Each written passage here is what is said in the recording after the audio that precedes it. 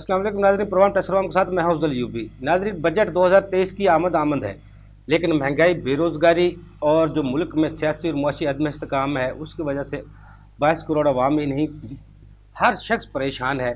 गोमोगो की सूरत हाल है। हुकूमत ऐसे हालात में बजट किस तरह पेश कर पाएगी और किस तरह आवाम दोस्त बजट पेश कर पाएगी, किस तरह आवाम को एतमाद मिलेगी, इस पर आज हम गुफ्तगू करेंगे। और मेरे साथ मौजूद हैं सैयद अदील हैदर साहब, माहिर टैक्स अमूर हैं, सीनियर एडवोकेट हैं। उनके साथ मौजूद हैं आशिक अली राना साहब, आप साबिक नायब सदर हैं, लाहौर टैक्स बार एसोसिएशन के सीनियर एडवोकेट हैं। उनके साथ मौजूद हैं उमर इकबाल खां साहब, सीनियर एडवोकेट हैं, माहिर टैक्स अमूर हैं। अदील साहब, पहले मैं गुफ्तगू आपसे ही शुरू करूँगा।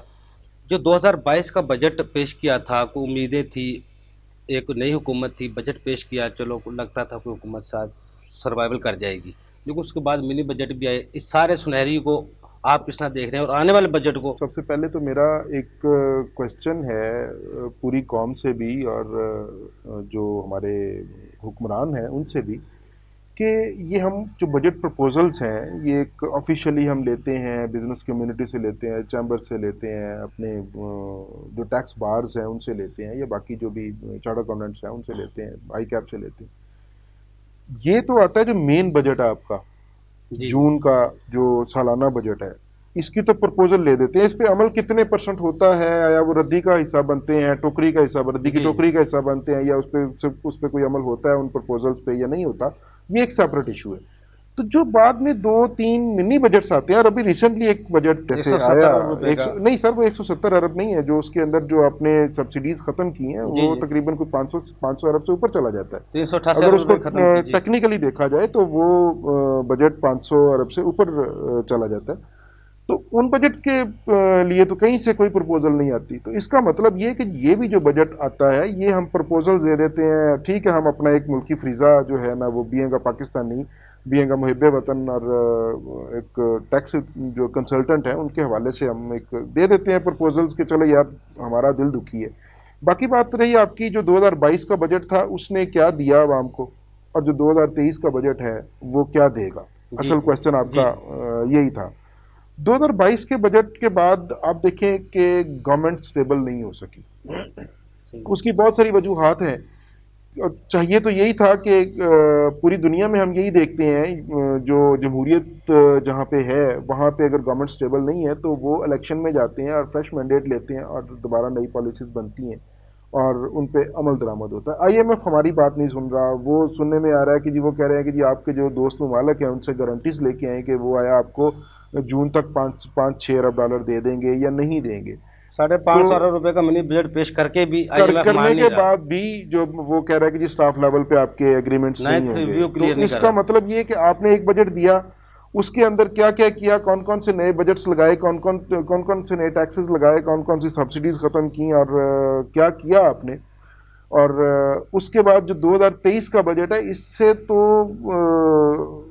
मुझे नहीं लगता कि कोई उम्मीद, अगर आप कोई रिलीफ की उम्मीद है, क्योंकि इन्होंने हर दो सूरत जाना ही जाना है IMF में। और उनकी डिमांड्स जो है, नेसेसरी डिमांड्स, अननेसेसरी डिमांड्स, ये इन्होंने सारी पूरी करनी है, और सिर्फ अपनी जो दौरे हुक्मरानी है उसको तवालत देने के लिए, सिर्फ तूल देने के लिए काम होगा। आशिक अली राना साहब, जिस तरह अभी अदील साहब फरमा रहे थे, पहले 10,000 अरब रुपए का तखमीना था, 12,000 अरब पे तखमीना चला गया है। मिनी बजट भी आए, सब्सिडीज भी ख़त्म की गई। IMF नए से रिव्यू उसके बावजूद भी क्लियर नहीं कर रहा, सब कुछ करने के बावजूद भी। अगर ये 2023 का बजट है, अगर हुकूमत आवाम दोस्त बनाना चाहेगी तो मुमकिन है, बना सकती है इसको। देखिए यूवी साहब, जब तक हमारे मुल्क के अंदर सियासी इस्तेहकाम नहीं होगा तब तक IMF हमें अपना प्रोग्राम का हिस्सा नहीं बनाएगा। सबकी जुबान पे यही है, सियासी इस्तेहकाम बहुत इंपॉर्टेंट है। लेकिन जो हुकूमत बैठे हैं, हुकूमतें बैठी हैं, रियासत जो चला रहे हैं, सारे इदारे हैं जितने भी, सबको नज़र नहीं आ रहा। देखिए, जब वो अपने ज़ाती मफादात, अपने सियासी जो इनके इख्तलाफात को दूर करेंगे और अपने जो इनको वजारतों के नशे हैं, जो हुक्मरानी के और जिद लेकर बैठ गई है, जब तक उससे नहीं हटेंगे। अब तो उन्होंने वज़ीर आला साहब ने खुला कह दिया कि जो ये करेंगे हम दुश्मनी वाली से पड़ जाएगी। पार्टियों के आपस की इतनी हद तक लड़ाइयाँ हो गई हैं कि ज़ातियात पे उतर गए हैं, जिसकी वजह से इन्वेस्टर इस मुल्क के अंदर इन्वेस्टमेंट करना छोड़ गए हैं। उसके अलावा जितने हमारे मुल्क के अंदर फॉरेन जो रेमिटेंस आते हैं वो रुक गए हैं। वो लोग भी परेशान परेशान है। उनको आपने राइट भी छीन लिए और दूसरों के साथ किया भी बहुत बुरा। मुआशरत का इस्तेकाम तभी होगा जब सियासी इस्तेकाम होगा।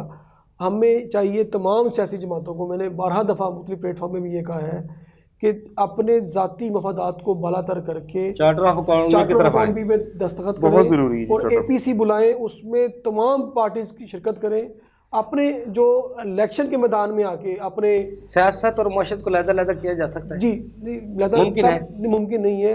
हमारे मुल्क के अंदर मुआशरत मुस्तकीम तब होगी जब हमारा सियासी मामला ठीक होंगे। आप ये देखें कि इनको चाहिए कि अपने जो भी मामलात हैं, जो भी करना है वो सियासी खाने में आगे करें। जो सियासतदान होते हैं वो इलेक्शन से क्यों भाग रही है PDM, उस समय तो इनको चाहिए कि इलेक्शन करवाएं, चीज़ें किसी सूरत में भी इलेक्शन करवाएं ताकि जो जमात आए वो अपना 2/3 मेजोरिटी लेकर आए और आवाम के लिए कुछ सोचें। खुदारा मुल्क जो है इस वक्त वेंटिलेटर में पड़ा हुआ है, इससे भी बुरी हालत में है। अगर हम इस वक्त भी अपने मुल्क के नहीं बने सोचेंगे तो कब सोचेंगे? पहले हम थोड़ी देर पहले बात कर रहे थे जिसको हम सुप्रीम कहते हैं पार्लियामेंट को, सुप्रीम तो अवाम है। जो अवाम के नुमाइंदे वहाँ बैठे हैं ना, जाके अवाम से वोट लेकर फिर वहाँ तक पहुँचे हैं ना। अवाम की बात कोई नहीं कर रहा, लेकिन सुप्रीम की बात सब कर रहे हैं। जब देखा जाए तो अवाम सुप्रीम है जी। सुपरमेसी जो है वो बेशक इदारे आला का मालक जो है वो अल्लाह ताला की ज़ात है और हमारी अवाम है कि जो इनको इलेक्ट करके लेकर आई है। आप देखें जो इलेक्ट करके लेकर आई है उनके लिए क्या है, महंगाई आपके सामने है कि रमज़ानुल मुबारक के महीने में जिस हद तक महंगाई है, इन्फ्लेशन रेट कहाँ चला गया है, अनएम्प्लॉयमेंट बढ़ गई है। राणा साहब ये तो हुकूमत की बात है, रियासत कहाँ है? रियासत की रेटी कहीं कायम नहीं है। देखें कोई प्राइस कंट्रोल कमेटियाँ आप देखें, जो हमारी बिजली है वो रोज़ महंगी हो रही है, गैस महंगी हो रही है और एनर्जी क्राइसिस इतने हैं कि लोगों को सप्लाई मुकम्मल नहीं हो रही। इंडस्ट्रीज़ जो है सारी शट डाउन होती जा रही हैं। अब मुल्क के अंदर सरमायाकारी हो नहीं रही, प्रोडक्शन नहीं हो रही, इंपोर्ट हमने बंद कर दी है, LCs हम नहीं खोल रहे और लोकल मैन्युफैक्चरर्स को हम इंसेंटिव नहीं दे रहे। तो कहाँ जाएगा मुल्क, किस तरफ जा रहा है? आप देखिए सियासतदान जो हैं, हमारे हुक्मरान जो हैं, वो कहीं आपको देखते हो कोई उन्होंने जो ग्वादर की तरफ कोई उन्होंने कहा जी ग्वादर को पोर्ट को CPEC को भूल गए, CPEC को भूल गए, इंडस्ट्री नहीं लग रही, पाकिस्तान गैस लाइन को भूल गए, कहाँ गए हमारे मुल्क सब। जब आप देखें खबरों में देखें वो पकड़ रहे हैं, गिरफ्तारियाँ हो रही हैं, जमानतें हो रही हैं, अदालतों में केस जो आम बंदे का रिलीफ के लिए केस लग नहीं रहा। जब आप देखें अदालतें बड़ी पड़ी हैं, सियासतदानों के अपने लड़ाई झगड़े मामला ख़त्म ही नहीं हो रहे। तो खुदारा इन चीज़ों को छोड़ ऐसे में आपको नहीं लग रहा बजट जो बेहतरीन की उम्मीद नहीं लग रहा? बजट जो होता है वो इसलिए बनाया जाता है कि आप उसमें आपने मुख्तलिफ सेक्टर्स के अंदर उनकी सरमायाकारी करनी होती है। आपने एजुकेशन की तरफ जाना है, आपने हेल्थ की तरफ जाना है। आप अभी हेल्थ एजुकेशन लोगों को फैसिलिटेट तो कर ही नहीं रहे, आप वो बजट दिफा की तरफ जा रहे हैं, बजट लेके जा रहे हैं। तो हमारे मुल्क के अंदर जो इस टाइम खाना जंगी की सूरत बन रही है, अल्लाह ना करे वो कंट्रोल कैसे होगी? लेकिन वो कैसे होगी? उमर इकबाल ख्वाजा साहब 12,500 अरब पे तो अभी पहुंच चुके हैं तखमीने पर। इसका मतलब 2023 का जो बजट होगा वो 20,000 अरब रुपए का कुल तखमीना होगा तकरीबन, मुझे जो नज़र आ रहा है, हमें नज़र आ रहा है जिस हम देख रहे हैं। तो फिर हम किस तरह 2023 के बजट को पेश कर पाएंगे? इस वक्त देखें पाकिस्तान में अगर फिगरेटिवली देखें तो 46% से 50% के करीब इन्फ्लेशन है। जी। जब ऐसी इन्फ्लेशन होती है तो आपकी टैक्स कलेक्शन बढ़ती है। जी।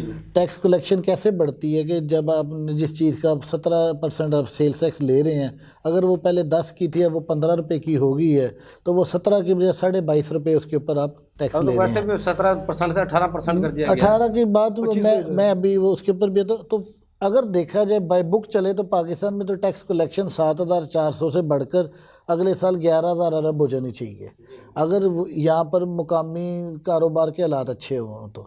लेकिन इस वक्त ये सूरत हाल है कि तमाम कारोबार बंद होते जा रहे हैं और 7,400 भी कलेक्ट होना मुश्किल हुआ है। तो फिर ये FBR ने 8 माह में उमर इकबाल ख्वाजा साहब 4,493 अरब रुपये इकट्ठे किए 8 माह में, जो उनके पिछले साल की निस्बत से जो उनका टारगेट था उससे 18% ज़्यादा उन्होंने कलेक्शन की। फिर वो अगर बिजनेस नहीं चल रहे बंद है तो फिर वो टारगेट किस तरह पूरी हो रही है? यही अब आप मेरे बड़ा अच्छा सवाल, मैंने यही आपने 18% ग्रोथ दिखाई है, आपकी इन्फ्लेशन 51% है, आपकी ग्रोथ 51% होनी चाहिए थी, आप नेगेटिव ग्रोथ में मेरे भाई, आपने -34% कलेक्शन की है। यही तो मैं आपको बताने की कोशिश कर रहा हूँ कि जब चीज़ों की कीमत बढ़ती है, सेल्स टैक्स भी उसी हिसाब से बढ़ता है, इनकम टैक्स भी आप चूँकि विदहोल्डिंग कर रहे थे उसी हिसाब से ज़्यादा कलेक्ट होना चाहिए। आप इस वक्त -34% ग्रोथ का शिकार हैं। अगर ये इन्फ्लेशन, इसका मतलब क्या है कि वो 34% है, जो बहुत अलार्मिंग है, जो कंपनियां या बिजनेसेस बंद हो रहे हैं। इस वजह से आप प्रॉपरली उसको कलेक्शन में नहीं जा पा रहे। अगर आपका ये इन्फ्लेशनरी, देखिए आपका जो बजट है वो इन्फ्लेशनरी बजट आ गया ना। इस वक्त तो इन्फ्लेशन ही मुल्क में इतनी ज़्यादा है, ये तो कलेक्शन मसला ही कोई नहीं थी, ये कलेक्शन डबल होनी चाहिए अच्छा, थी। जो टैक्स कलेक्शन है इसका वो डॉलरों से भी लेना देना है, जैसा डॉलर की ऊंच नीच ऊपर हर हुई है चीज़ जितना से। तेजी से, उसके मुताबिक इसके देखिए, टारगेट आपको कम, मैं लेकिन बता दूसरी रहा तरफ एलसीज भी तो बंद थी। मैं जो इम्पोर्ट से टैक्स आना था वो भी तो लम्हा एफडीआई को नहीं आया। यही तो सर लम्हा फिक्रिया आपको बता रहा हूँ कि अगर आपकी इंपोर्ट्स हो रही होती, आपके कारोबार चल रहे होते, तो आपका जो ग्रोथ है वो 51% मिनिमम होना चाहिए था। अगर आपने जो रेट्स बढ़ाए हैं उनको भी मैं इग्नोर कर दूँ ना। अच्छा, मुझे उमर साहब ना ब्रेक का कहा जा रहा है, ब्रेक से पहले मैं चाहता हूँ हमारे नाजरीन व्यूवर जो देखने वाले हैं ना, टैक्स और आवाम को खासतौर पर, आज ये हमें थोड़ा सा आपकी ज़ुबानी हम समझना चाहते हैं, ये सारा जो माशी बदहाली का जो मुल्क हमारा इस दौर में गुजर रहे हैं हम, उससे किस तरह निकला जा सकता है, और इसकी क्या वजूहत हैं जो हम माशी बदहाली की तरफ हम गए हैं। इसमें लोगों को समझाने के लिए आप ये चीज़ें हमें बताएं, क्या वजूहत है। नाज़रीन, छोटा सा कमर्शियल ब्रेक, हमारे साथ रहिए।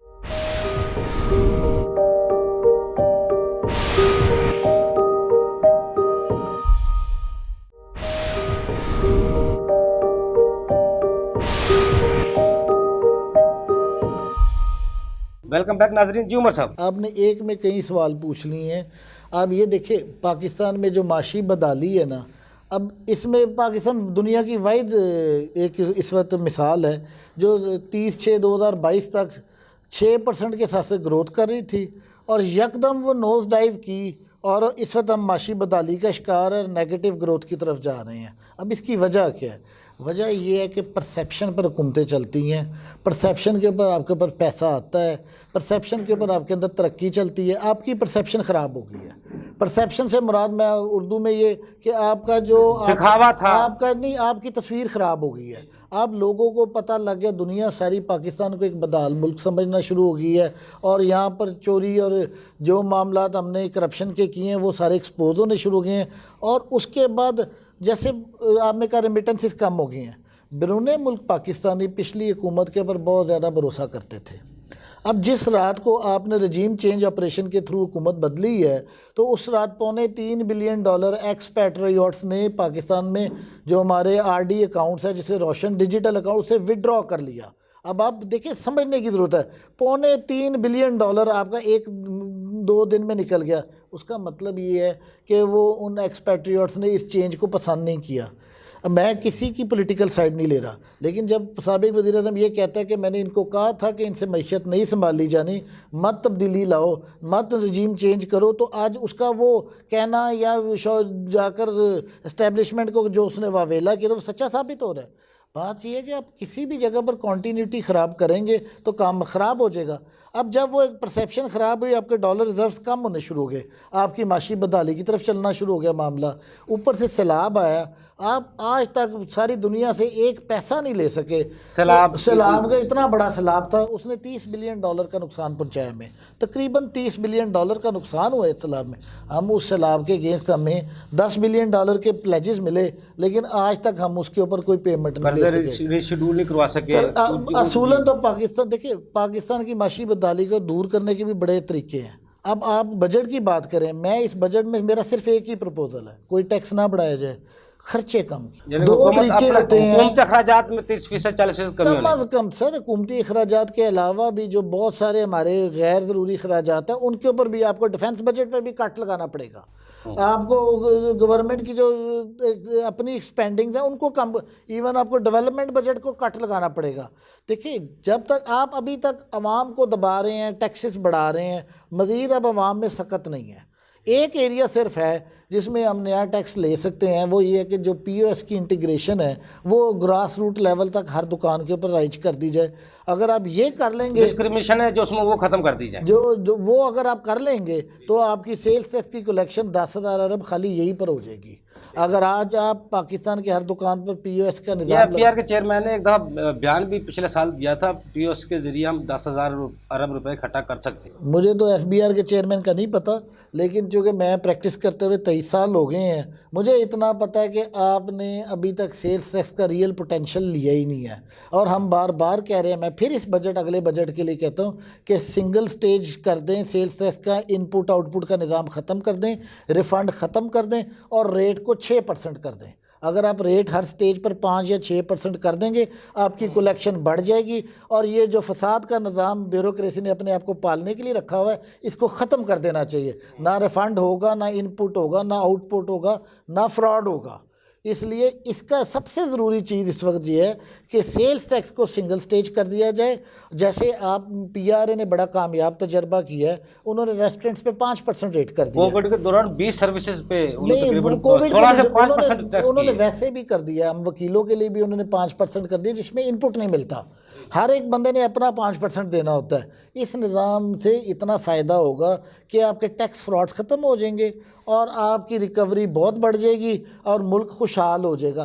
देखिए, हम लोगों को अब पाकिस्तान के लिए काम करना है। हमने अपने लिए बहुत काम कर लिया है, ये चोरी चकारी बहुत हो चुकी। अब हमने अगर मुल्क बदलना है, आप यकीन करें सिर्फ 5 साल का पीरियड चाहिए जिसके अंदर ये पाकिस्तान टर्न अराउंड कर जाएगा। अगर आप इस तरह के लाएँ, सिंगल स्टेज सेल्स टैक्स लाएँ, अपने अखराजात पर काबू पाएँ और अपनी रिमिटेंसेस को बढ़ाएँ और एक्सपोर्ट्स के ऊपर देखें। पिछली हुकूमत ने टर्फ लोन दिया, $5 बिलियन का टर्फ लोन दिया, जिससे तकरीबन पाकिस्तान में 1000 टेक्सटाइल और डिफरेंट कारखाने 5000 नहीं लगे। अब मौका है, वो इस वक्त आ चुके हुए इन मोशन है। आप अपनी एक्सपोर्ट के ऊपर तवज्जो दें। आप अपनी बिजली का देखें, बिजली का जो इस वक्त रेट है ना, वो अगर आप चाहें ना तो वो कभी वसूल ही नहीं हो सकता। 60 रुपये वो वसूल ही नहीं हो सकता। घरेलू जो बिजली है वो 30 नहीं 50 रुपये यूनिट जी, आप वसूल ही नहीं कर सकते। आपने फिर वही बात है, सारे बिजली चोरी की तरफ जाएंगे। आजकल वज़ीर-ए-आज़म साहब 4 दिन पहले तकरीर कर रहे थे कि जी हमने सारे मंसूबे इंपोर्टेड तवानाई के ऊपर लगा लिए, इंपोर्टेड फ्यूल के ऊपर। तो अल्लाह के बंदे, ये सारे मंसूबे लगवाने में शहबाज शरीफ साहब का बहुत बड़ा हाथ है। तब तो वो शहबाज स्पीड के नाम से ये मंसूबे लगवा रहे थे। हम कहते थे ये चाइनीज़ कोल के ऊपर ना लगवाएं, इंपोर्टेड फर्नेस ऑयल पर ना लगवाएं, कब कोई हमारी बात नहीं सुनता था। पाकिस्तान का एक ही हाल है, आप न्यूक्लियर पावर हैं। आपको देखिए, आपने $6 बिलियन के साहिवाल में और ये बिक्की के अंदर पावर प्लांट्स लगाए कोल फायर्ड। ये $6 बिलियन के 3 न्यूक्लियर रिएक्टर लगाने चाहिए थे। आज भी वक्त है, न्यूक्लियर रिएक्टर्स लगाएं, आपकी होम ग्रोन होगी, आपको इंपोर्ट कुछ नहीं करना पड़ेगा। थर का इतना बड़ा ख़जाना है। मैं पीपल्स पार्टी वालों को दाद देता हूँ कि स्लोली ज़रूर है, बहुत स्लो है, लेकिन अब तक 3300 मेगावाट थर कोल के ऊपर प्रोड्यूस होना शुरू हो जाएगा। अभी भी टाइम है कि हम अपने सिस्टम के अंदर से ये इंपोर्टेड वाले सारे प्लांट शंट आउट करें और उसके ऊपर वापस आएँ। पाकिस्तान को बचाना it is not difficult. Pakistan में बहुत ज़्यादा पोटेंशियल है, बहुत ज़्यादा पोटेंशियल है। आपको मैं बताऊं, पाकिस्तान वसाइल को बरोकार लाने के लिए हमारे पास विल नहीं है, पॉलिटिकल विल नहीं है, या मशीनरी नहीं है, या हम इस काबिल नहीं है। नहीं, पॉलिटिकल विल नहीं है, हम करप्ट हैं और हर वक्त चोरी का सोचते हैं। 1100 अरब रुपए के हमने करप्शन के केसेस माफ़ करवा लिए हैं और लोगों को कहते हैं ये मुश्किल फ़ैसले हैं। और भाई, मुश्किल फ़ैसले तब हैं जब पॉलिटिशियंस बाहर पड़ा हुआ अपना पैसा मुल्क में वापस लेके आएँ। असल मुश्किल फ़ैसला वो है जब ये, मैं किसी पॉलिटिशियन की हिमायत नहीं कर रहा, तमाम के तमाम इमरान खान के साथ भी जितने के लोग हैं जो जिनके पैसे बाहर पड़े हैं, उनसे भी मेरी दरख्वास्त है, नवाज शरीफ साहब और जरदारी साहब, कि अल्लाह का नाम है ये पैसा वापस ले आएँ। हम आपको सारा का पैसा पर कारोबार करने की भी इजाज़त देंगे। सिर्फ वो 35-40 बिलियन डॉलर कम अज़ कम वापस ले आएँ ताकि मुल्क सीधा हो जाए। 283 अरब डॉलर है। मैं सिर्फ उसके 15% की बात कर रहा हूँ, जो मैं सिर्फ स्विस बैंकों में पड़ा है। हमारा 115 अरब डॉलर सिर्फ टोटल कर्जा है। तो कुछ भी नहीं है। 287 के ये 387 अरब डॉलर हैं जो पड़े हुए हैं। और आप इन आधे रकम भी आ जाए तो पाकिस्तान नहीं। मैं तो आपको हल, आपने कहा ना हल बताएं।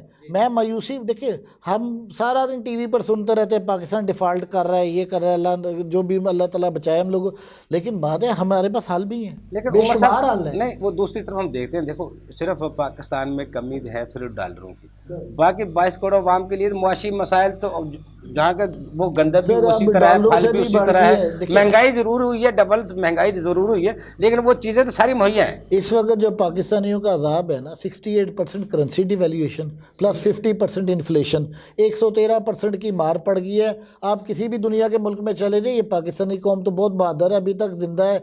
मैं तो तरस आता है, रोजाना 3 औरतें मर गई आजकल आटा आटे लेते हुए, का 10-12 अमवात हो अब चुकी हैं इस 16 वक्त। अमवात हो चुकी हैं, 16 अमवात हो चुकी हैं। और हमारे हुक्मरान कहते जी देखिए हम तो मुफ्त आटा बांट रहे हैं, और ये भी देखिए ये आपके पास टेक्नोलॉजी है, नादरा का निज़ाम है, BISP का डाटा है, आप सीधा उन लोगों के घरों में आटे के थैले पहुंचा दें। बांस वाए इसके कि उनको लाइनों में खड़ पब्लिसिटी नहीं होनी, के शोबाजियां करनी है तो फिर करते इश्तेहारबाजी नहीं रहें। होनी। ये पाकिस्तान इस तरह नहीं चलेगा।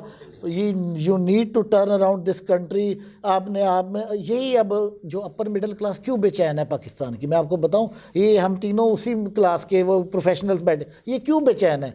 अब हम चाहते हैं कि इसके मामला हम अपने हाथ में लें और इसको सीधा करें, क्योंकि एवरी वन ऑफ अस, जो हम सब है ना, हम जानते हैं कि कहाँ पर लूप होल्स हैं, कहाँ पर क्लॉक करने की ज़रूरत है, कहाँ से चीज़ें निकल रही हैं, हर एक को हमें पता है। ये जो ऊपर शराफिया बैठी ना 5%, ये बस कर दे, बहुत लूट लिया, बहुत खा लिया इन लोगों ने। ये देखे 3 तबके हैं, ब्यूरोक्रेट्स ने, कुछ इस्टेब्लिशमेंट है, ऐसे इदारे जिनका नाम लेना गुनाह है, और कुछ सियासतदान हैं। इन्होंने पैसे बनाए हैं और बेताशा बनाए हैं, at the cost of Pakistan बनाए हैं। वैसे उमर साहब पहली दफ़ा IMF ने भी अशराफिया की तरफ इशारा किया, देखिए उनकी जी, तरफ वो कहते टैक्स हम कहते लगाए, उस तरफ नहीं लगाते। देखिए उस तरफ अशराफिया relief फायदा देते कोई हैं। नहीं हुआ ना। अशराफिया के ऊपर टैक्स लगा है, तो अभी 2022 का सारा टैक्स का ऑर्डिनेंस हाई कोर्ट और सुप्रीम कोर्ट में पेंडिंग पड़ा हुआ है।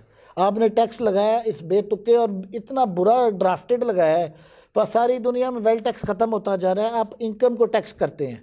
आप बजाय इसके कि सुपर टैक्स की एक नई लिटिगेशन शुरू करवाने की, वेल्थ टैक्स तो लगा अगर तो सुपर स्लैब टैक्स ही आ बढ़ा गया। देते, जिस जो 5 करोड़ से ऊपर कमा रहा है उसका स्लैब ही 55% कर देते, तो कोई भी आपको लिटिगेशन करने की ज़रूरत ही नहीं थी, कोई वेल्थ टैक्स लगाने की ज़रूरत नहीं। आपने अशराफिया को टैक्स करना है, उनकी आमदन पर जायज़ टैक्स करें, ये नहीं वो डबल टैक्सेशन या ट्रिपल टैक्सेशन के मेयर्स ले आए, उसके बाद गवर्नमेंट एम्प्लॉइज़ और फौजियों को निकाल दें, उसमें से एग्जम्पशनें दे दें, तो फिर प्रॉपर्टी और किसके पास है। यही कह रहे हैं उमर साहब ने, बहुत तरफ इशारा करवा दिया अदील साहब। उमर साहब ने टैक्स निज़ाम में रिफॉर्म्स की बड़ी बात कह दी, रिफंड्स खत्म कर दें, इनपुट खत्म कर दें, आउटपुट खत्म कर दें, सिंगल डिजिट पे उसको सेल टैक्स को ले आए, आपके मामला तो वैसे ही बहुत हल हो जाएंगे। दूसरा जो विद होल्डिंग का निज़ाम है, तो उसको भी हम दुरुस्त कर सकते हैं।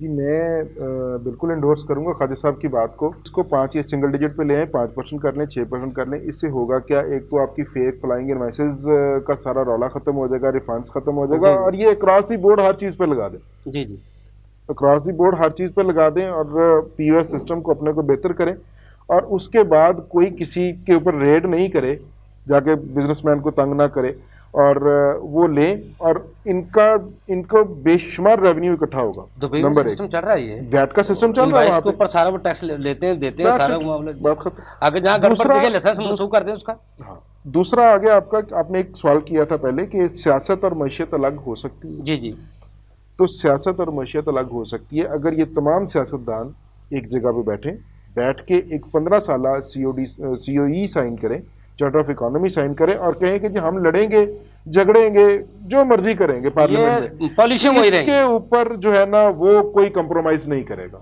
सही। 1% भी कंप्रोमाइज नहीं करेगा। आप ये देखें कि ये जो पिछले साल से, अप्रैल से या मार्च से, पिछले मार्च साल हो गया जो रिजीम चेंज का जो ये ऑपरेशन हुआ था, और उसके बाद से जो उसके रिपरकशंस आए हैं, उसमें आप देखें कि 8 लाख बंदा पिछले साल में छोड़ गया पाकिस्तान। और अभी तक मैं BBC की एक रिपोर्ट सुन रहा था अभी कल ही, जी जी, कि अब जनवरी से फरवरी तक 1,27,000 बंदा पाकिस्तान छोड़ गया।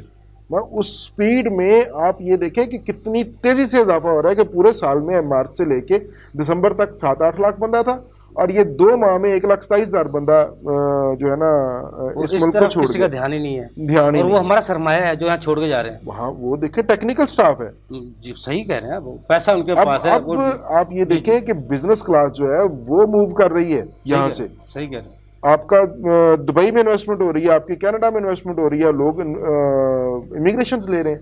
अब आते हैं जो बजट प्रपोजल्स हैं हमारी, जो हमने बजट प्रपोजल किस तरह हम दे सकते हैं और किस तरह बेहतर बना सकते हैं। देखिए बात यह है कि बिजली का बहरान आने वाला है, और बहुत शदीद आने वाला। अब बिजली का बहरान नहीं, दूसरा खुराक का भी बहरान आने वाला जी, है। वो खुराक का क्योंकि- बहरान मैं उसकी क्योंकि तरफ आता हूँ। जब बिजली के रेट इतने स्टेप हो बाय जाएंगे, स्टेप, सब्सिडी खत्म हो जाएंगी, किसान भी वो फसलें जी नहीं बना स्टेप बाय पाएगा। स्टेप हम आते हैं। जी। देखें, पिछली हुकूमत ने एक काम शुरू किया था कि घरों के लिए कर्जे दिए थे, जी जी 3%, 4%, और इस तरह उन्होंने विदाउट काइबर जी जी बैंकों का जो था मार्कअप, वो उन्होंने 3%, 4% या शायद 5% इतना ही था। इनको एक इस बजट में एक प्रपोजल लेके आना चाहिए कि सोलर जो आपका सिस्टम है वो हर बंदे को, हर घर को, जिसका घर अपने नाम पे है या जो किराए पे है, वो जो भी बैंक का अपना तय करते हैं, अपना एक बनाते हैं, उसका सिस्टम बनाते हैं, उसके मुताबिक वो 5 साल के लिए, 10 साल के लिए उनको किस्तों पे दें, 3%, 5% उसके ऊपर मार्कअप रखें। बैंक्स इन्वेस्टमेंट करेंगे, लोग फायदा लेंगे। उससे ये होगा कि जो कम से कम डोमेस्टिक साइड है इनकी, वहां से बिजली का लोड कम हो जाएगा, बहुत ज्यादा हद तक कम हो जाएगा। इसी तरह ही आप चले जाएं उधर एग्रीकल्चर सेक्टर पे। एग्रीकल्चर सेक्टर पे आप उन्हें भी आप 2% पे, 3% पे सोलर सिस्टम जो है ना वो आप उनको दें। दूसरा आपका आ गया एग्रीकल्चर। जी जी पाकिस्तान क्योंकि मुल्क ही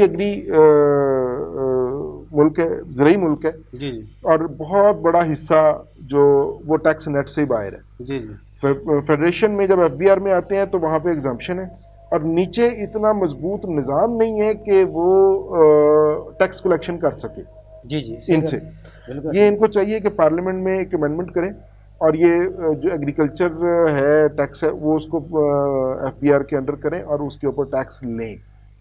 और जब तक उसके ऊपर टैक्स नहीं लेंगे, वो 1200 अरब रुपए जी। उसमें जो ज़राअत की तरफ से आमदन है, लेकिन जिसमें से 3 अरब रुपए जी टैक्स आता है। बिल्कुल, जी बिल्कुल, 3 अरब टैक्स आता है। जी। ये भी लम्हा फिक्रिया जो और- चीज़ का ध्यान नहीं है। हाँ जी, जी, जी। बिल्कुल ध्यान नहीं है उस सिस्टम को लेके।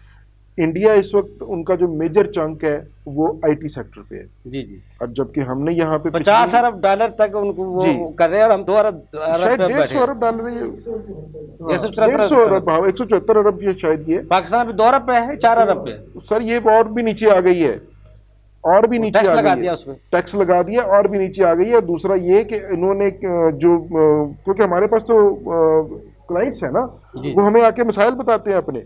मसाइल ये बताते हैं कि जब उनके पैसे आते हैं उनको ये गवर्नमेंट रेट पे पैसे देते हैं और कन्वर्जन करके, जी और जब उन्होंने पेमेंट्स करनी होती हैं, ऑब्वियसली उनके कोई लाइसेंस है या कोई इस तरह के उन्होंने भी पेमेंट्स करनी है ना आखिर कहीं पे जी जी बाहर, उस वक्त उनको कहते हैं कि जो ओपन मार्केट का रेट है ना डॉलर का, जी जी वो उसके ऊपर आपकी पेमेंट्स जाएंगी। जी, अब जी। उस डिफरेंस में वो हो क्या रहा है कि तकरीबन 25 से 30 रुपए का डिफरेंस था उस जी वक्त, वो कौन अब नुकसान करेगा? जी जी सही अब कह रहे उसका उन्होंने हल क्या निकाला है? या तो वो यहाँ से मूव कर रहे हैं, हैं। आईटी सेक्टर के जो हमारे नौजवान हैं, और इसमें मोस्टली यंग जनरेशन है, जी, जी। जो, और उन्होंने बड़ा और डॉलर का सबसे बेहतरीन जी, जरिया है ये। और उसमें आपका IT लाभ कुछ नहीं रहा, सही कह रहे हैं। आपका लाभ कुछ नहीं रहा, पैसे आ रहे हैं आपको। उन्होंने क्या किया कि एलएलसी कंपनीज बनानी शुरू कर दी हैं बाहर, या तो वो अपना सेटअप ही उठा के लेके जा रहे हैं, या एलएलसी कंपनी बनानी शुरू कर दी है, वहां से डायरेक्ट पेमेंट्स आती हैं वहां पे, वो यहाँ पे सिर्फ एक्सपेंसेस मंगवा रहे हैं मंथली, जो उनके LC running बंद होने expenses। की वजह से इनके जो पैसे रुके, जो ऑनलाइन काम कर रहे थे, वो भी कंपनियां बंद हो गई हैं।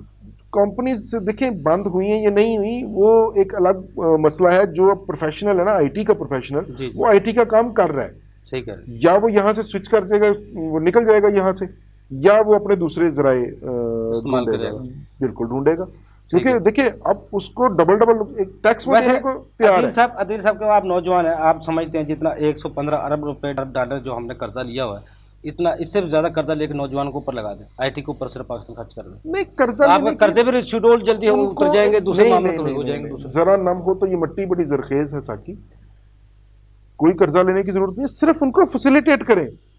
वो कहते हैं कि थपकी जो होती है ना, थपकी बहुत बड़ा काम कर जाती है।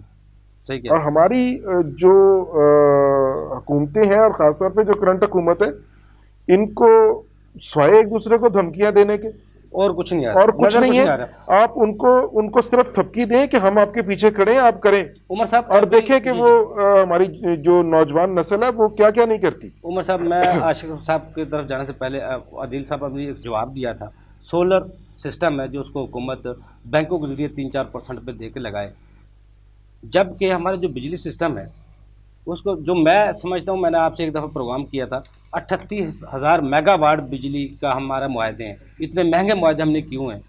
25-26 हज़ार हमारी गर्मियों में इस्तेमाल होती है बत्ती, सर्दियों में 15-16 हज़ार मेगावाट।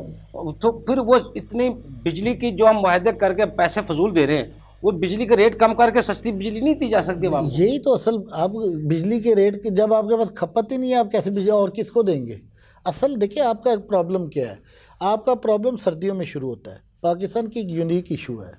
पाकिस्तान की गर्मियों में हमारी डिमांड 27,000 मेगावाट्स है, और जो सर्दियां हैं अब इवन आज मार्च में भी 9,500-10 हज़ार है। इसमें सारी इंडस्ट्री भी शामिल है। अब आपकी इंडस्ट्री एस्टॉनिशिंग सिर्फ 3,500 मेगावाट कंज्यूम करती है पूरे पाकिस्तान की। आप सिर्फ एसी और पंखे चलाने के लिए ना 17,000 मेगावाट आपको लाइट चाहिए गर्मियों में। ये एक यूनिक प्रॉब्लम है। 6 माह जिन आप पावर प्लांट्स को चलाएंगे वो अगले 6 माह फारिग रहेंगे। अब वो जब 6 माह वो फारिग रहते हैं तो अपने 64% उनको पेमेंट करनी होती है। अब वो 17,000 मेगावाट, ये एक यूनिक इशू है जिसका एक ही हल है कि पाकिस्तान में हमेशा के लिए 3 से 4 घंटे की डोमेस्टिक लोड शेडिंग करनी पड़ेगी आपको, और उसके साथ आप सर्वाइव कर सकते हैं, अदरवाइज सर्वाइव नहीं कर सकते।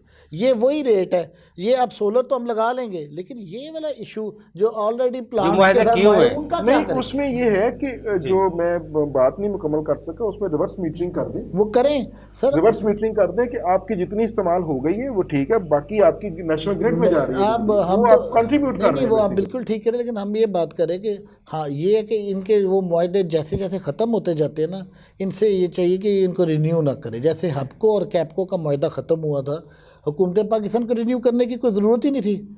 उसके इतने ये महंगे जो मुआहदे, इनको स्क्रैप करना पड़ेगा आपको, फिर आप बच सकेंगे। और ये बिल्कुल ठीक है, सोलर के ऊपर सारी दुनिया में अब टर्की चले जाए, तमाम जो आपका है ना डोमेस्टिक, वो उसके लिए ज़रूरी है कि घर बनाने के साथ उसने सोलर ख़रीदना ही ख़रीदना है। ये उसको हुकूमत नहीं देती वो उसको। जब आप वैसे भी अब 5 मरले का घर भी आप 1.5 करोड़ का अगर बना रहे हैं, तो अगर 5 मरले के ऊपर 7-8 लाख का सोलर भी लगवा लेंगे तो सब मेरे फर्क को नहीं ऐसा पड़ेगा। आप सही रहेंगे। आशिक अली राणा साहब, ब्रेक से जाने से पहले आपकी तरफ सवाल छोड़ रहा हूँ। बजट तो आते हैं हर साल, हुकूमत बजट पेश करती है, लफ्ज़ों का गोरख धंधा कहता है, कोई कुछ कहता है, कुछ कहता है, लेकिन आज तक 75 साल में हमारी रियासत ने या हमारी हुकूमत ने कोई ऐसे प्रोजेक्ट बनाए हैं जो साल नहीं तो अगले साल में कोई मुनाफा बख्श हो या मुल्क को कुछ दे रहे हों, टैक्स निज़ाम के अलावा जिससे रेवेन्यू इकट्ठा हो रहा है, उसके अलावा कोई और प्रोजेक्ट हुकूमत के पास है जो इस बजट में लाना चाहिए? नाज़रीन, यहाँ छोटा सा कमर्शियल ब्रेक, हमारे साथ रहिएगा।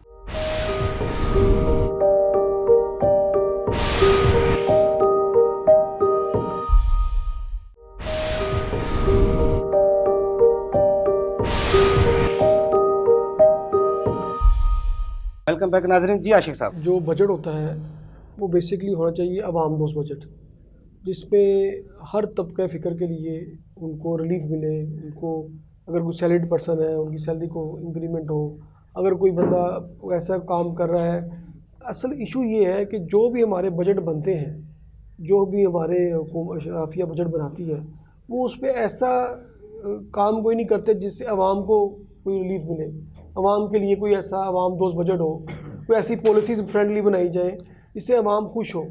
आप समझते हैं सिर्फ IMF को खुश करने के लिए बजट पेश किया जाता है, उनकी शरारत को पूरा करने के लिए बजट पेश किया जाता है? जी देखिए, बजट एक तो होता है जो हम एक एनुअल बजट पेश करते हैं, साल के अंदर आपने देखा 2-2 बजट, मिनी बजट भी आ जाते हैं। वो तो कई आ जाते हैं, पेट्रोल की उसकी कीमतें बढ़ गई, जिसकी वजह से अब लोगों का बजट पे इन्हिसार नहीं रहा। एक तो हमारी जो हुकूमतें हैं ना बिजनेसमैन की कोई प्लानिंग रही जी, जो कोई उसने planning। साल में बनाई होती है, मैंने इस तरह चलना है, टैक्स देना है, ये चलाना है। जब मिनी बजट आएंगे बीच में, वो प्लानिंग सारी खत्म हो जाएगी। बजट होता है आपके जो आइंदा साल का। जब आइंदा साल के अंदर इतनी अमेंडमेंट्स, इतने SROs आ जाते हैं, इतनी नोटिफिकेशन या इतने मिनी बजट आ जाते हैं, तो बिजनेसमैन अपनी प्रोडक्शन कर ही नहीं सकता, उसकी कॉस्ट नहीं बीट कर सकता, और यहाँ पे जो खुद साख्ता महंगाई हो जाती है, तो इसकी वजह से आवाम बेशक पिसती है। अब जो मिडिल तबका है, जैसे ख्वाहिशा ने फरमाया है, तो वो बेशक पे पिस जाता है।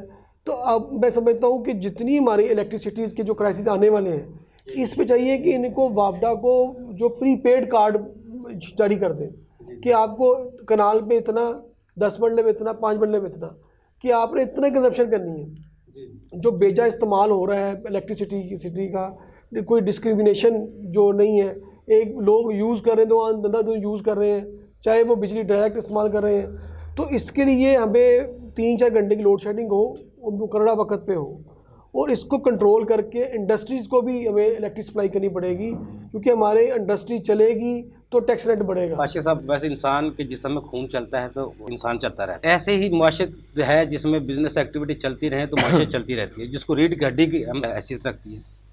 अब तो वो रीढ़ की हड्डी की हैसियत क्या, अब तो उसमें मुआशरत का खून भी निचोड़ लिया गया है, उसका स्टंट भी डाल दिया गया है। इससे आगे क्या होना है? देखिए यूबी साहब, निचोड़ा उन्हीं को जा रहा है जो टैक्स रेट में है। वही है ना, मौजूदा उसको ही बार बार वही जो टैक्स दे रहे हैं ना, उन्हीं का रेट 17 से 18 हुआ है। तो जो टैक्स नहीं दे रहे, अब जो 20% शरह सूद हो गया है, शरह सूद भी बढ़ा दी गई है, वो 20 से नहीं 22% इस बजट में 22% हो जाए। तो क्यों नहीं हम हमेशा ये कहते हैं, अपने बार के प्लेटफॉर्म से भी कहते हैं कि ब्रॉडनिंग ऑफ टैक्स बेस करें, उन लोगों को टैक्स रेट में लेके जो टैक्स रेट में नहीं है, जो ऑलरेडी दे रहे हैं उन्हीं का ऑडिट कर रहे हैं, उन्हीं से सवाल जवाब करते पूछते हैं। तो जो नहीं दे रहे उनका आप ये करें कि POS जो है, जो सजेशन दिया ख्वाजा साहब ने और अदील जाफरी साहब ने, आप क्यों नहीं उन लोग POS मशीनें हर दुकान पे लगा देते? वैसे सिंगल डिजिट सेल टैक्स का जो फिगर है, सिंगल डिजिट पे लेके है। सारे टैक्स वैसे खत्म कर दे, पॉइंट ऑफ सेल पे फोकस कर ले। वैट हर मुल्क में आ गई है, इवन कि सऊदीया में आ गया है, दुबई में है, कतर में है। आप देखिए वैट से क्या आप इनपुट खत्म कर दें, आउटपुट लेना छोड़ दें।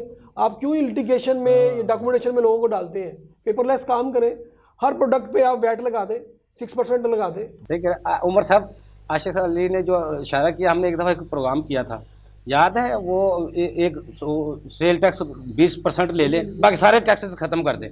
तो उस वक़्त 12,000 अरब रुपया इकट्ठा हो रहा था 2017 में 20% लेने से। सर बात है कि मैं तो कह रहा हूँ कि सिर्फ 6% सिंगल स्टेज लगा दें। एक साल हमारे कहने पर, ये भी इतने तजर्बे किए हैं, हमारे कहने पर ये कर लें। अगर पाकिस्तान नौबर ना हो तो मैं अपना कारोबार ही छोड़ दूँगा। ये इनको आइडिया ही कुछ नहीं है। ये सिर्फ ब्यूरोक्रेसी ने अपने लिए जेबें भरने के लिए बेजा इख्तियार, 2 चीज़ें हैं, ये दोनों ख़त्म करने पड़ेंगे। अब इनका बेजा इख्तियार भी ख़त्म करना पड़ेगा।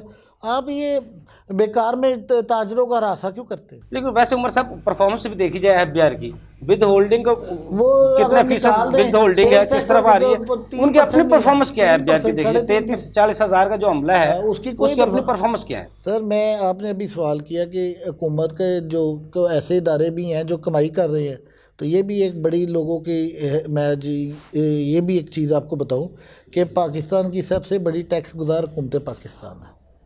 आपको ये पता है कि ये टारगेट में जितना भी इकट्ठा टैक्स होता है आधे से ज़्यादा, क्योंकि इसमें OGDCL सबसे ज़्यादा टैक्स जमा कराता है पाकिस्तान को, PSO टैक्स जमा कराता है, माड़ी पेट्रोलियम जमा कराता है, पाकिस्तान पेट्रोलियम लिमिटेड टैक्स जमा कराता है, national bank of Pakistan tax जमा कराता है।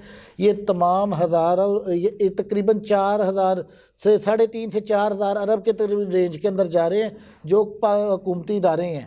और ये लोगों को नहीं पता, ये नॉन टैक्स रेवेन्यूज़ में पाकिस्तान की हुकूमत को डिविडेंड भी काफ़ी देते हैं, और हर साल इनके सैलरी परसेंट जो गोशवारे देते हैं वो सरकारी मुलाजिम है।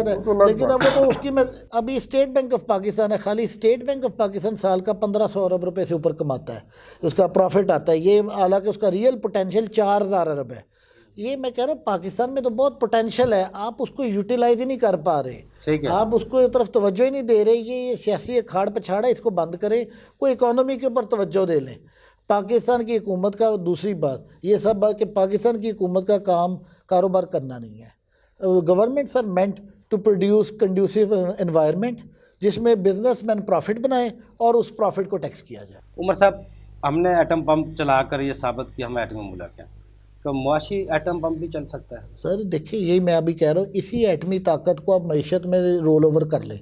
अब पाकिस्तान की तमाम पावर सेक्टर का इलाज एक ही है कि आप 4 न्यूक्लियर रिएक्टर्स बनाते, 8 रुपये पर यूनिट बिजली मिलती, आप 10-11 रुपये के ऊपर अपनी इंडस्ट्री को दे, ट्यूबवेलों को दे, आपका मुल्क ग्रो करता है। आप उस तरफ आना ही नहीं चाहते।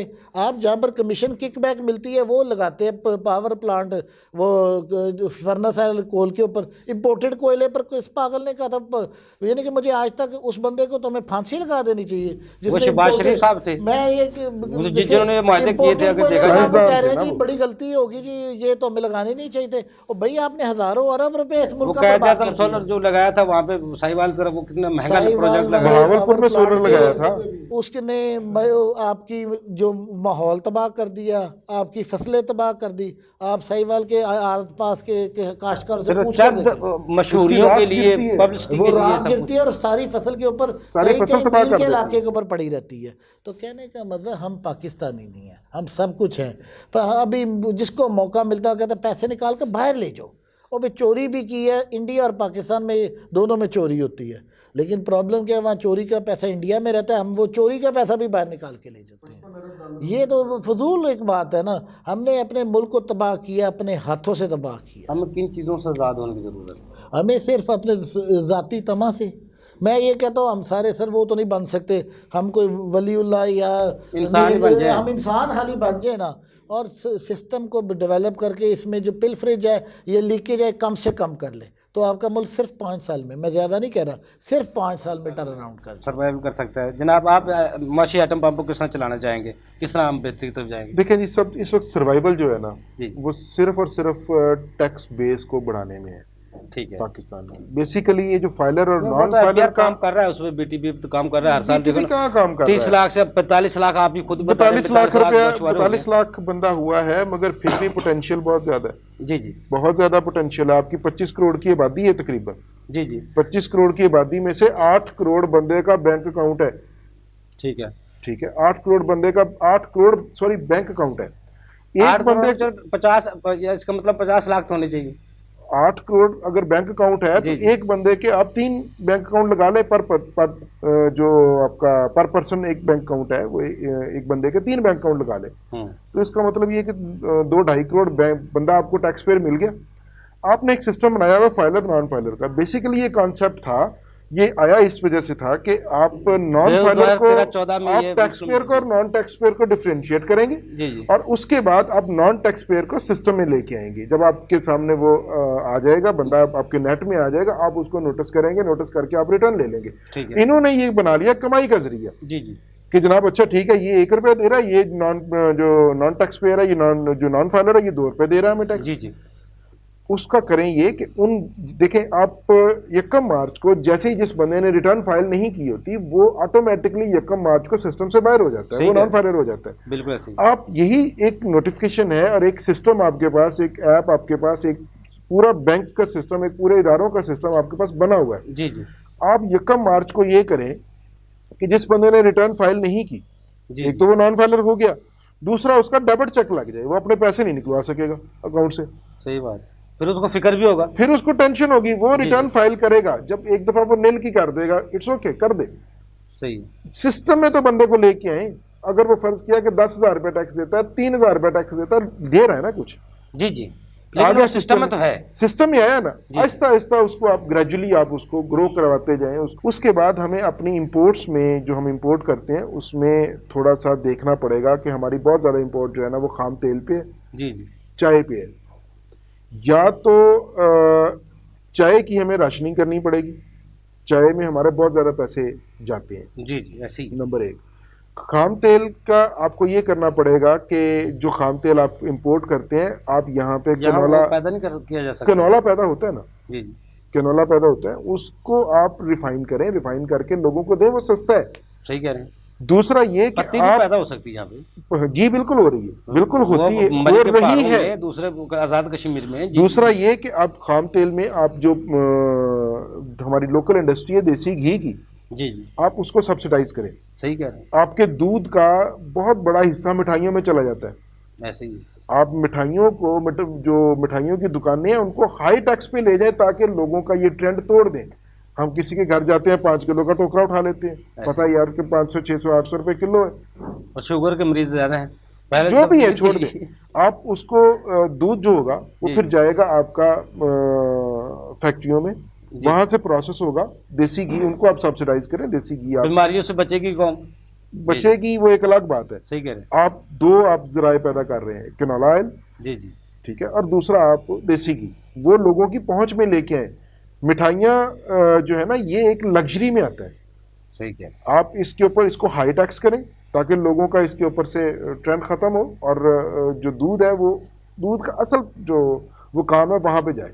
सही है। इसी तरह आप ये आपको जो इंपोर्ट का आपको देखना होगा कि हमारी किस किस आइटम पे इंपोर्ट ज़्यादा है, उसकी या तो राशनिंग करें या उसको कंट्रोल करें, और जो basic needs of life and necessities of life है उनकी इंपोर्ट करें, और उनकी आप जो आपका जो रूटीन करना है वो या करें। 5 साल के बिल्कुल सब- हर चीज पर पाबंदी लगा दें। बिल्कुल, आप लग्जरीज पे हो सकती है, आप वो चीज़ लग्जरीज पे आपको पाबंदी लगानी पड़ेगी। सही है। और दूसरी बात ये कि ख्वाजा साहब ने या शायद राणा साहब ने कि हमें कट लगाना पड़ेगा। जितने सरकारी इदारे हैं, खा वो इदारे हैं, खा वो मजबूत इदारे हैं, खा वो ताकतवर इदारे हैं, खा वो कोई भी इदारे हैं, जी, खा जी। वो ब्यूरोक्रेसी है, उनके पर्क्स एंड प्रिविलेजेस हमें जीरो करने पड़ेंगे। ये जो गाड़ी लेके निकलते हैं इस्लामाबाद से लाहौर में, कहाँ जा रहे हैं जी? हमारी फैमिली जा रही है घर। सही कह रहे हैं। उनकी तनख्वाह में आप अलाउंसेस शामिल करें। अगर आपने गाड़ी उनको दी है, सरकारी गाड़ी दी है, तो वो सरकारी काम के लिए दी है, उनके घरों के लिए नहीं दी। सही कह रहे हैं। उनके वो तनख्वाह से अपना पेट्रोल अगर अफोर्ड कर सकते हैं, इट्स ओके। नहीं कर सकते तो गाड़ी खड़ी कर दें वहां पे। सही कह रहे हैं। जो मुल्की वसाइल का जो बेहद उनके जो इस्तेमाल हो perks रहा है and ना, privilege, उसके वो बाद बहुत हमें ज़्यादा है। एक जो सबसे इंपॉर्टेंट चीज, हमें जो गर्मियों में जो साहब आए नहीं है जी, अभी साहब के आने से आधा घंटा पहले एसी चल जाता है, सही कह रहे हैं। और साहब के जाने के बाद एसी बंद होता है। तो ये साहब की जो जिंदगी है, ब्यूरोक्रेसी की जो जिंदगी है, यहाँ से जितने भी सरकारी दफातर हैं, ये हमारे बेसिकली हमारे टैक्स के पैसों से तनख्वाह लेते हैं ना, ऐसे ही है। और काम जितना करते हैं वो सबको पता है। बिल्कुल। आशिक अली राणा साहब, सिर्फ ना 1 मिनट है, क्या प्रपोजल सर एंड में देंगे? यूबी साहब, ये है कि जो हुकूमत बजट बनाती है, हमने हमेशा अपने बाहर के प्लेटफॉर्म से कहा है कि खुदारा कि स्टेक होल्डर्स को साथ रखो। जी जी। जितने स्टेक होल्डर्स हैं, टैक्स बार्स हैं, पाकिस्तान टैक्स बार है, लाहौर टैक्स बार है, इतने सीनियर्स यहाँ पे बैठे मौजूद हैं। इसमें चार्टर्ड अकाउंटेंट भी हैं, इसमें सीनियर एडवोकेट भी हैं, लाहौर चैम्बर ऑफ कॉमर्स है, फेडरेशन है। आप उनके नुमाइंदों को बार के शामिल रखें साथ, ताकि जब आप बजट बनाएं आप ये देखें कि हाँ, मैं एम्बेसडर ऑफ टैक्स, जो टैक्स के लॉयर्स होते हैं, हमें अपने क्लाइंट को हमने असिस्ट करना होता है, उनको बताना होता है, उनको गाइड करना होता है कि आप टैक्स जमा कराएं।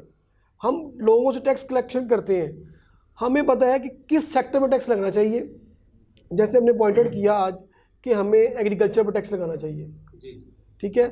हमें उन लोगों को जिनको इन्होंने 7E में एक्सक्लूड किया है, उनको टैक्स रेट में लेकर आए।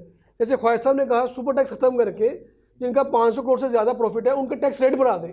जी जी। हम बेचा लिटिगेशन में जाते हैं, हम किसी से मुशावरत नहीं करते, हम किसी अपने सीनियर्स को टैक्स एडवाइज़र से एडवाइस नहीं लेते और हम टैक्स लगा देते हैं। और 7-7 साल केसेस, आप अगला बजट आ गया है और केसेस अभी भी कोर्टों में पेंडिंग पड़े हैं, 7E के पड़े हुए हैं अभी तक फैसला नहीं हो रहा है। सही कह रहे हैं। इससे रेवेन्यू जनरेट नहीं होता, इससे बल्कि Litigation टैक्स जो है डिस्करेज होते हैं, टैक्स जो उन्होंने देना वो भी नहीं आता। तो ऐसी पॉलिसीज़ बनाएं जिसमें आप अपने स्टेक होल्डर्स को एतमाद में लें, उनको शामिल रखें। देखिए, इन्होंने ADRC बनाई है, कोई लोग ADRC में नहीं जाते, अल्टरनेट डिस्प्यूट रेजोल्यूशन नहीं जाते, लोग जाते ही नहीं है। लोगों को पता भी नहीं है, ज़्यादा जाते हैं। जी जी। ट्रस्ट नहीं है, ट्रस्ट डेफिसिट है, फ्रेंडली पॉलिसीज़ कोई नहीं है। तो हम उम्मीद करते हैं कि ऐसा बजट बनाएं इस साल गवर्नमेंट जिससे आवाम दोस्त बजट हो, लोगों को रिलीफ हो और टैक्स के रेशो को कम कर दें और टैक्स नेट ब्रॉडनिंग और टैक्स बेस। अल्लाह ना करे इस दफ़ा नया टैक्स कोई भी, जिस तरह उमर साहब कह रहे हैं, कोई भी टैक्स ना लगाएं। मुझे पहले टैक्स बहुत ज़्यादा है, लेकिन मुल्क को स्टेबल होने दें। लेकिन जो नॉन फाइलर है, डाटा इनके पास मौजूद है ना, उनको टैक्स रेट में लेकर नोटिस करें। आशिक अली राणा साहब आपको बहुत शुक्रिया, उमर इकबाल ख्वाजा साहब आपको बहुत शुक्रिया, अदील हैदर साहब आपको बहुत शुक्रिया। नाज़रीन, अगले प्रोग्राम तक के लिए हफ्ज़ अली को इजाज़त दीजिए। अल्लाह हाफ़िज़। पाकिस्तान जिंदाबाद।